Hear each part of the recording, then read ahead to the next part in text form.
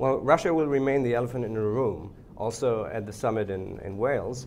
So what can you do to actually, in a strategic perspective, to cooperate with Russia? You know, you have also this diversity of opinions in NATO. You know, some would like a tougher role, and others would like to continue cooperation with Russia, especially the Germans. And I hear sometimes in the United States that some people say, okay, the Germans are turning towards a middle-of-the-road way, you know, just equal distance to the United States and Russia.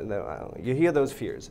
So what would you advise, you know, to do with Russia? And Russia is the biggest force in Europe, and a strategic concept cannot, you know, just avoid Russia.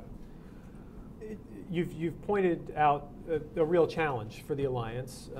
Over the last 20 years, since the end of the Cold War, NATO has worked to create mechanisms to build deeper cooperation with Russia, the NATO-Russia Council being one of them.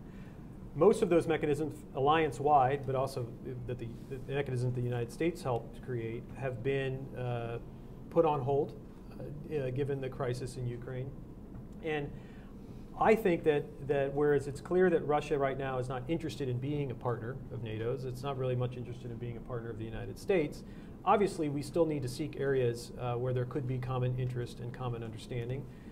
Despite the fact that we've had deep differences on Ukraine, we've continued, the United States and European partners have continued to cooperate with Russia on issues like Iran, on issues like the removal of chemical weapons from Syria. So there are examples where we find that we can come together. But I do think that one of the challenges we face as an alliance is looking at a Russia that, whereas we do not consider Russia an adversary, I think it's safe to assume that many in Russia, including perhaps even the leader of Russia, considers NATO an adversary.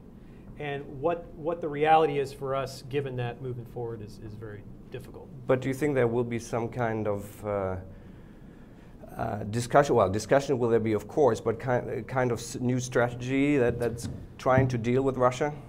I don't anticipate a Russia-specific strategy. One of the discussions that leaders will have at the summit is NATO strategy writ large, and what is the alliance? How does the